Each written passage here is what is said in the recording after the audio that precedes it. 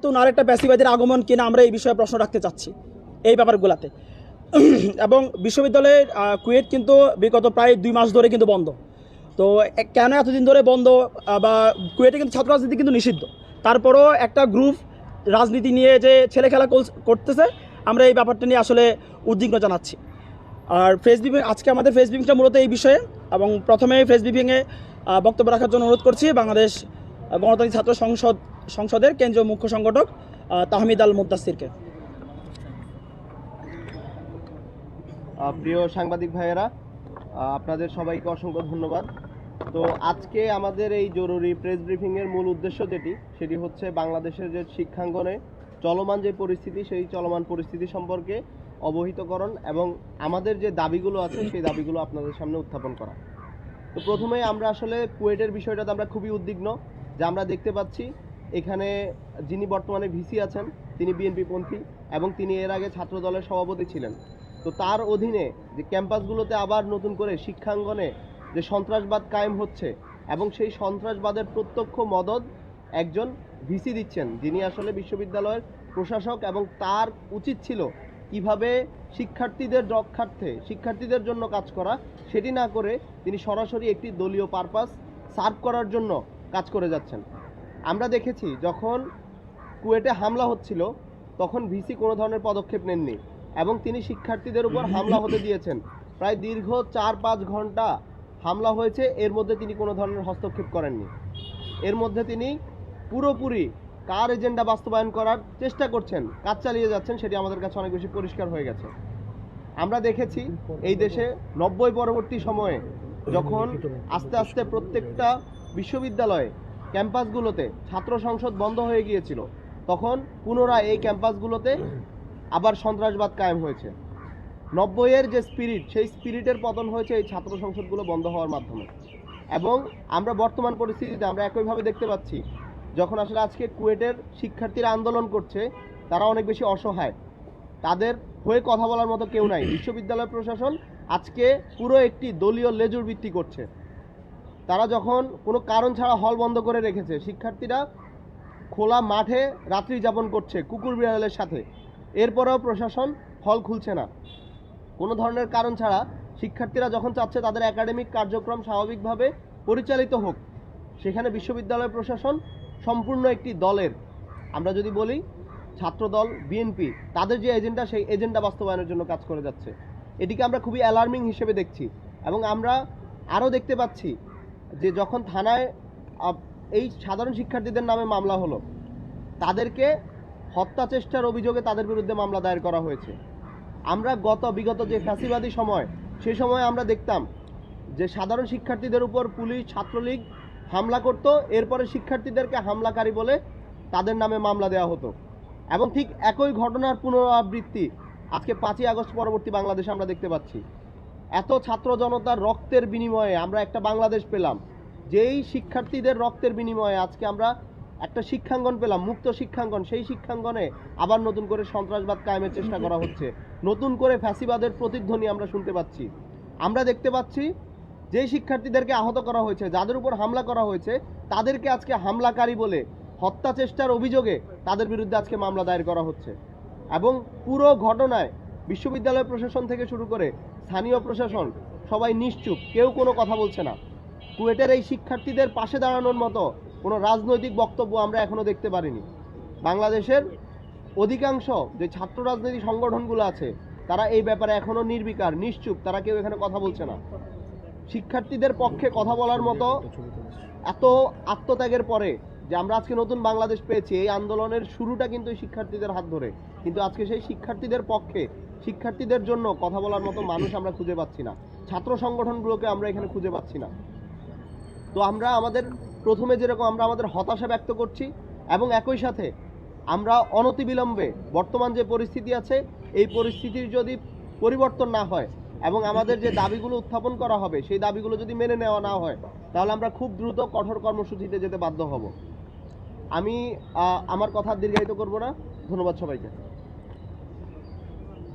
এ পর্যায়ে আমাদের আজকের প্রেস ব্রিফিং লিখিত বক্তব্য পেশ করবেন বাংলাদেশ গণতান্ত্রিক ছাত্র সংসদের কেন্দ্রীয় সদস্য সচিব জাহিদ আহসান।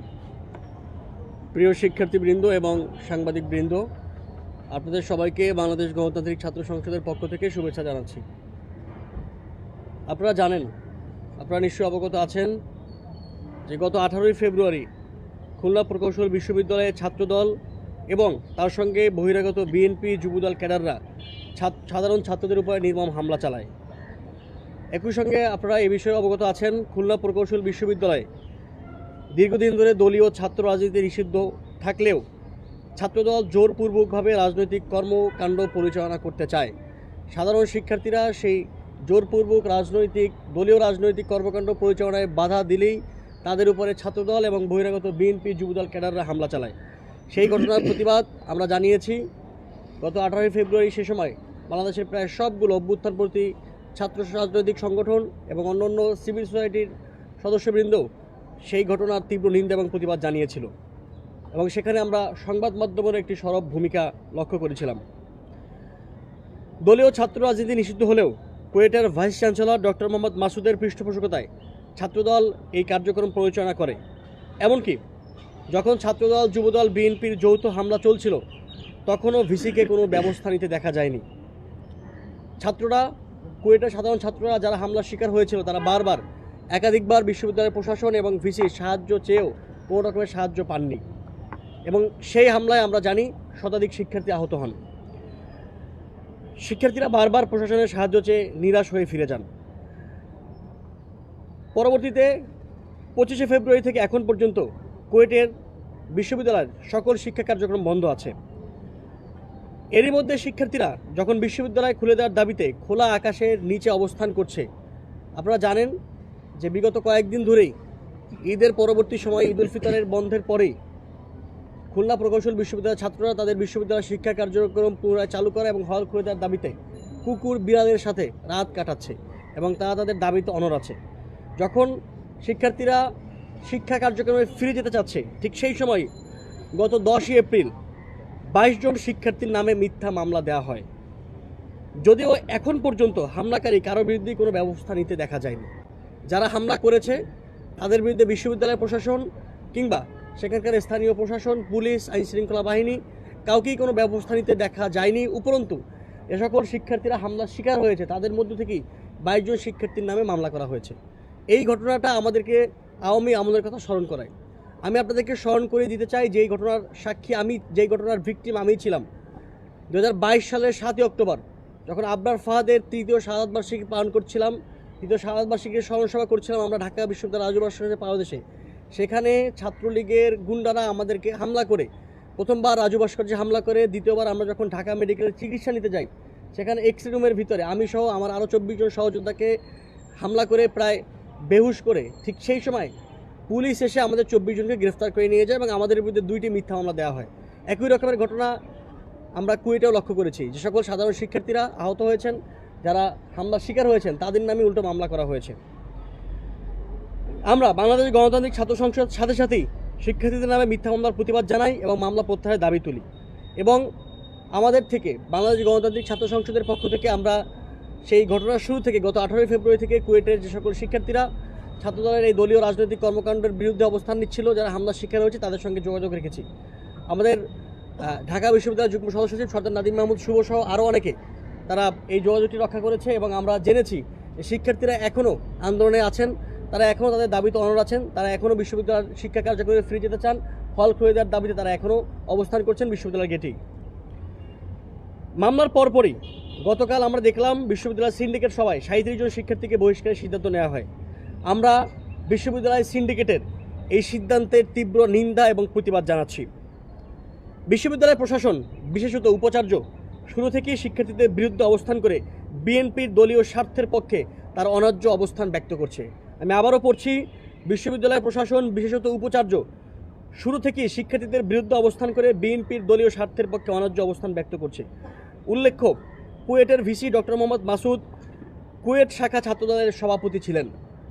আমরা উপাচার্যের শিক্ষার্থী বিরোধী অবস্থান প্রত্যাখ্যান করছি এবং আমরা স্পষ্টত বাংলাদেশ গণতান্ত্রিক ছাত্র সংসদ মনে করি যে দলীয় এজেন্ডা রক্ষার জন্য বিভিন্ন বিশ্ববিদ্যালয়, কুয়েট সহ বাংলাদেশের আরও অনেক বিশ্ববিদ্যালয় দলীয় শিক্ষক, দলীয় ভিসি নিয়োগ বিশ্ববিদ্যালয়ের জন্য খুবই ক্ষতিকর, বিশ্ববিদ্যালয় প্রশাসন রক্ষার জন্য, বিশ্ববিদ্যালয়ে পাঠদানের জন্য আমরা বিগত 16 বছরে দেখেছি যে ছাত্রলীগের যারা নেতা ছিলেন তাদেরকে ধরে ধরে বিভিন্ন বিশ্ববিদ্যালয়ের শিক্ষক বানানো হয়েছে। এবং এর একটা পুনরাবৃত্তি আমরা এখনও দেখছি যে বিএনপিপন্থী যে ভিসি কুয়েটে আছেন তিনি শিক্ষার্থীদের পক্ষে অবস্থান না নিয়ে বরং শিক্ষার্থীদের বিরুদ্ধে অবস্থান নিচ্ছেন এবং বিএনপির দলীয় এজেন্ডা বাস্তবায়ন করছেন। আমরা মনে করি বাংলাদেশ গণতান্ত্রিক ছাত্র সংসদ সহিংসতা রাজনীতি বন্ধ করে মেধা এবং মননের ছাত্র রাজনীতির জন্য গঠিত হয়েছে।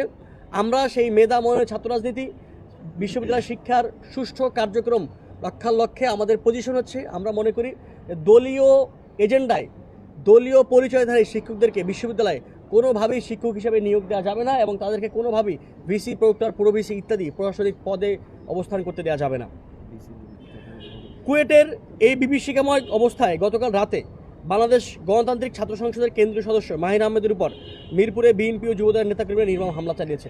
যখন আমরা কুয়েটের বিষয়টি নিয়ে উদ্বিগ্ন ছিলাম তখন গতকাল রাতে আমাদের বাংলাদেশ গণতান্ত্রিক ছাত্র সংসদের কেন্দ্রীয় সদস্য মাহির আহমদ, যিনি মিরপুরে গণ অভ্যুত্থানের সময় যেই আন্দোলন হয়েছে সেই আন্দোলনের অন্যতম নেতা ছিলেন, তার উপরে বিএনপি এবং যুবদলের নেতাকর্মীরা হামলা চালিয়েছে। হামলায় বৈষম্যবিরোধী ছাত্র আন্দোলনের একাধিক সদস্য আহত হয়েছেন বলে আমরা নিশ্চিত হয়েছি। বন্ধুগণ, জুলাই গণ অভ্যুত্থানের অন্যতম আকাঙ্ক্ষা ছিল সহিংস রাজনীতির বদলে সমাজে সৌহার্দ্যপূর্ণ রাজনৈতিক অবস্থান বজায় রাখা। আমরা আওয়ামী লীগ আমলে যে সহিংসতা রাজনীতি দেখেছি সেই সহিংসতা রাজনীতি শিক্ষার্থীরা প্রত্যাখ্যান করে এই গণ অভ্যুত্থানকে সফল করেছে। আমরা বাংলাদেশে আর এই সহিংসতা রাজনীতি দেখতে চাই না, না দেখতে চাই বিশ্ববিদ্যালয় ক্যাম্পাসে, না দেখতে চাই বাংলাদেশে অন্য অন্য জায়গায় কোথাও আমরা এই সহিংসতা রাজনীতি দেখতে চাই না।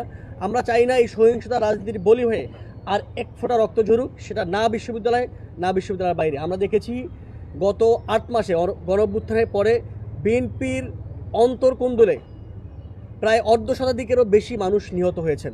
আমরা বিএনপির যে সকল নেতাকর্মীরা নিহত হয়েছেন তাদের প্রতি সহমর্মিতা জ্ঞাপন করছি। আমরা মনে করি বিএনপি গত 16 বছর গণতান্ত্রিক আকাঙ্ক্ষায় রাজপথে ছিল, তারা আন্দোলন করেছে। এই রাজপথে থাকা আন্দোলনকারী একটি দলের নেতাকর্মীরা যখন এভাবে দলের অন্তর্কোন্দলে নিহত হন তখন সেটা আমাদেরকে ব্যথিত করে, আমাদেরকে মর্মাহত করে। আমরা এটাকে জুলাই গণ অভ্যুত্থানের বিপরীত অবস্থান বলে মনে করছি। সুতরাং কিন্তু অভ্যুত্থান পরবর্তী সময়ে বিএনপি পূর্বের মতোই সহিংসতা চালিয়ে যাচ্ছে। দলীয় হাইকমান্ড থেকে বারবার আমরা আসার কথা শুনলেও তৃণমূলের আচরণ পুরোপুরি বিপরীত। চাঁদাবাজি, দখলদারি, হামলা, মামলা বাণিজ্য কোনো কিছুই বন্ধ থাকছে না। হয়তো বিএনপি দলীয়ভাবেই চাঁদাবাজি, দখলদারি, হামলা মামলার সঙ্গে জড়িত, কিংবা বিএনপির সাংগঠনিক ভিত্তি এতই দুর্বল যে বিএনপির হাইকমান্ড কোনোভাবেই নেতাকর্মীরা নিহত হচ্ছেন এবং তাদের দ্বারা বিএনপির বাইরে সাধারণ জনতা এবং অন্য রাজনৈতিক দলের কর্মীরাও বারবার আঘাতপ্রাপ্ত হচ্ছেন। আমরা আশা করব আমরা যারা ছাত্ররা আছি, আমরা যারা শিক্ষার্থীরা আছি, আমরা জুলাই গণ অভ্যুত্থানের নেতৃত্ব দিয়েছি, আমরা জুলাই গণ অভ্যুত্থানের পরে বাংলাদেশে এইরকম অন্তর্কোন্দলে নিহত হওয়া কিংবা এক দলের মাধ্যমে, একটি রাজনৈতিক সংগঠনের মাধ্যমে অন্য সংগঠনের নেতৃবৃন্দ নিহত হওয়া কিংবা আহত হওয়ার এই ঘটনা বাংলাদেশের পুনরাবৃত্তি দেখতে চাই না। আমরা বিএনপির কাছে বাংলাদেশের সাধারণ ছাত্রদের পক্ষ থেকে বাংলাদেশ গণতান্ত্রিক ছাত্র সংসদ এই আশা জানাচ্ছি। এমন অবস্থায় বাংলাদেশ গণতান্ত্রিক ছাত্র সংসদের পক্ষ থেকে আমরা নিম্নলিখিত 5 দফা দাবি উত্থাপন করছি। দাবি নম্বর 1, কুয়েটে ছাত্রদল যুবদলের হামলা, মামলা এবং শিক্ষার্থীদের বহিষ্কারের বিষয়ে পূর্ণ নিরপেক্ষ তদন্ত করে দোষীদের চিহ্নিত করে শাস্তি নিশ্চিত করতে হবে। দাবি 2, আগামী 24 ঘন্টার মধ্যে শিক্ষার্থীদের নামে মামলা এবং বহিষ্কার আদেশ প্রত্যাহার করতে হবে। দাবি 3, কুয়েটের ভিসি ডক্টর মোহাম্মদ মাসুদকে আগামী 24 ঘন্টার মধ্যে পদত্যাগ করতে হবে। আমি আবারও পড়ছি, কুয়েটের ভিসি ডক্টর মোহাম্মদ মাসুদকে আগামী 24 ঘন্টার মধ্যে পদত্যাগ করতে হবে। পদত্যাগ করতে সম্মত না হলে রাষ্ট্রপতির ক্ষমতা বলে তাকে অপসারণ করতে হবে। দাবি নম্বর 4, আগামী 48 ঘন্টার মধ্যে কুয়েটের সকল হল খুলে দিয়ে বিশ্ববিদ্যালয়ের শিক্ষা কার্যক্রম পুনরায় বহাল করতে হবে। দাবি 5, বাংলাদেশ গণতান্ত্রিক ছাত্র সংসদের কেন্দ্রীয় সদস্য মাহিন আহমদের উপর হামলাকারীদের অনতি বিলম্বে গ্রেফতার করতে হবে। নির্দিষ্ট সময়ের মধ্যে উপযুক্ত দাবিগুলো মেনে না নেওয়া হলে বাংলাদেশ গণতান্ত্রিক ছাত্র সংসদ রাজপথে কঠোর কর্মসূচিতে যেতে বাধ্য হবে। প্রিয় সাংবাদিক বৃন্দ, আমরা যে লিখিত বক্তব্যটি পাঠ করলাম, এই লিখিত বক্তব্যের মধ্যে যে বিষয়গুলো আপনাদেরকে আরেকবার স্মরণ করে দিতে চাই। আমরা বিশ্ববিদ্যালয়ে দীর্ঘদিন ধরে ছাত্র সংসদ নির্বাচন অচল দেখছি। আমরা আশা করেছিলাম যে জুলাই গণ অভ্যুত্থানের পরে যে অভ্যুত্থানটি ছাত্ররা লিড দিয়েছে, ছাত্রদের নেতৃত্বে আন্দোলন হয়েছে, সেই ছাত্ররা ছাত্র সংসদ ফিরে পাবে। আমরা দেখেছি প্রায় 9 মাস হয়ে গেল গণ অভ্যুত্থানের পরে বাংলাদেশের কোনো একটি বিশ্ববিদ্যালয়ে এখন অবধি ছাত্র সংসদ নির্বাচন হয়নি। আমরা দাবি করছি, বাংলাদেশ গণতান্ত্রিক ছাত্র সংসদ দাবি করছে অনতিবিলম্বে ডাকসু সহ বাংলাদেশের প্রত্যেকটি বিশ্ববিদ্যালয় এবং কলেজ ক্যাম্পাসে ছাত্র সংসদ নির্বাচন চালু করতে হবে। যদি ছাত্র সংসদ নির্বাচন থাকে, যদি ছাত্রদের নিজেদের নির্বাচিত প্রতিনিধি থাকে, তাহলে বিশ্ববিদ্যালয় ক্যাম্পাসে কোনো রাজনৈতিক সংগঠনের এই হামলা এবং মাতব্বরি থাকবে না। আমরা চাই ছাত্র সংসদ নির্বাচন হবে, ছাত্ররা যাদেরকে নির্বাচিত করবে তারাই ছাত্রদেরকে নেতৃত্ব দিবে। কোথাও থেকে উড়ে এসে জুড়ে বসে তারাই ছাত্রদের প্রতিনিধি, এইরকম মাতব্বরি জুলাই গণঅভ্যুত্থানের পরে বাংলাদেশে আর চলবে না। এখানে ছাত্ররা, বাংলাদেশের প্রত্যেকটি বিশ্ববিদ্যালয়ের ছাত্ররা তারাই অভ্যুত্থানে অংশগ্রহণ করেছে, তারা যথেষ্ট পরিমাণে রাজনৈতিক সচেতন এবং রাজনৈতিকভাবে প্রজ্ঞাবান। তাদের সিদ্ধান্ত, তাদের প্রতিনিধিকে এই সিদ্ধান্ত তাদের হাতে ছেড়ে দিতে হবে। বিশ্ববিদ্যালয় ক্যাম্পাসে ভর্তি হওয়ার 16 বছর পরে, ছাত্রত্ব শেষ হওয়ার 10 বছর পরেও নিজেকে ছাত্র প্রতিনিধি দাবি করার এইরকম দিন বাংলাদেশে আর দেখা যাবে না। বিশ্ববিদ্যালয়ের শিক্ষার্থীরা নির্বাচনের মাধ্যমে, ছাত্র সংসদ নির্বাচনের মাধ্যমে তারা নির্বাচিত করবে তাদের প্রতিনিধি কারা, এবং তারা শিক্ষার্থীদের বিভিন্ন বিষয় নিয়ে বিশ্ববিদ্যালয় প্রশাসন এবং রাষ্ট্রের সঙ্গে ডিল করবে। সুতরাং আমরা চাই ছাত্র সংসদ নির্বাচন চালু হোক, এবং আমরা আজকে দেখেছি যে ঢাকা বিশ্ববিদ্যালয় প্রশাসন থেকে ডাকসুর একটি রোড ম্যাপ দেওয়া হয়েছে। আমরা এই রোড ম্যাপটি সাদরে গ্রহণ করছি। একই সঙ্গে আমরা শঙ্কা প্রকাশ করছি এই রোড ম্যাপের যে দীর্ঘসূত্রিতা, এই দীর্ঘসূত্রিতাকে আমরা খুব ভালো চোখে দেখছি না। আমরা আশা করব বিশ্ববিদ্যালয় প্রশাসন এই দীর্ঘসূত্রিতা কমিয়ে এনে অনতিবিলম্বে ডাকসু নির্বাচন দিবে। এবং আমরা জাহাঙ্গীরনগর বিশ্ববিদ্যালয়ের ক্ষেত্রে যেটি লক্ষ্য করেছি, যেদিন জাহাঙ্গীরনগর বিশ্ববিদ্যালয় ছাত্র সংসদের তফসিল ঘোষণা করার কথা ছিল, সেদিন ছাত্রদলের ক্যাডাররা বিশ্ববিদ্যালয়ের প্রশাসনিক ভবনের সামনে গিয়ে বিক্ষোভ করেছে, এবং সেই বিক্ষোভের ফলে জাহাঙ্গীরনগর বিশ্ববিদ্যালয় প্রশাসন তফসিলটি ঘোষণা করতে পারেনি। ঢাকা বিশ্ববিদ্যালয় সহ অন্যান্য কোনো বিশ্ববিদ্যালয়ের ক্ষেত্রে ছাত্রদলের এই মাতব্বরি এবং ছাত্র সংসদ নির্বাচন বন্ধ করার যে পায়তারা, সেটা আমরা দেখতে চাই না। আমরা বিশ্ববিদ্যালয় প্রশাসনকে আহ্বান জানাবো যে আপনারা স্ট্রিক্ট হবেন, আপনারা ছাত্র সংসদ নির্বাচন দেওয়ার জন্য দৃঢ় প্রত্যয় ব্যক্ত করবেন, এবং আপনারা বিশ্ববিদ্যালয়কে কোনোভাবেই কোনো রাজনৈতিক ছাত্র সংগঠনের হাতে ইজারা দিয়ে দিবেন না। আমরা বিগত 16 বছর দেখেছি বিশ্ববিদ্যালয় প্রশাসন ছাত্রলীগকে বিশ্ববিদ্যালয়ের হাতে ইজারা দিয়ে দিত। আমরা চাইছি এখন আর কোনোভাবেই অন্য কোনো রাজনৈতিক ছাত্র সংগঠনের হাতে যাতে বিশ্ববিদ্যালয় ক্যাম্পাস ইজারা না দেওয়া হয়, আমরা সেই দাবি করছি। বন্ধুগণ, আমরা আজকে যে 5 দফা দাবি উত্থাপন করেছি, সেই 5 দফা দাবি যদি আমাদের নির্দিষ্ট সময়ের মধ্যে মেনে না নেওয়া হয়, আমরা কঠোর কর্মসূচি যেতে বাধ্য হব। একই সঙ্গে আমরা আপনাদের কাছে দাবি জানাই, আমরা বিশ্ববিদ্যালয় প্রশাসনের কাছে বলবো, এবং একই সঙ্গে যদি এই ব্যাপারগুলো মেনে আনা হয়, দাবিগুলো মেনে আনা হয়, আমরা এর সঙ্গে রাষ্ট্র সংশ্লিষ্ট যে বিষয় আছে রাষ্ট্রকে সে ব্যাপারে নিশ্চয়ই অবহিত করব। আমরা খুলনা বিশ্ববিদ্যালয়ের যে ছাত্ররা এখনও আন্দোলন করছে তাদের সঙ্গে আমরা সংহতি জ্ঞাপন করছি। আমরা মনে করছি এই খুলনা প্রকৌশল বিশ্ববিদ্যালয়ের ছাত্ররাই গণঅভ্যুত্থানে ছিল, আমাদের সাথে গণঅভ্যুত্থান করেছে। তাদেরকে এরকমভাবে অবহেলা করা এবং তাদের উপরে নির্মম হামলা চালানোর পরে মামলা এবং বহিষ্কারাদেশ দেওয়া, এটি পুরোপুরিভাবে বাংলাদেশে যে গণঅভ্যুত্থান হয়েছে জুলাই গণঅভ্যুত্থান বিরোধী, আমরা এটাকে প্রত্যাখ্যান করছি। আশা করছি আমাদের এই দাবিগুলো মেনে নেওয়া হবে। সাংবাদিক বন্ধুরা যারা কষ্ট করে এসেছেন এতক্ষণ ধরে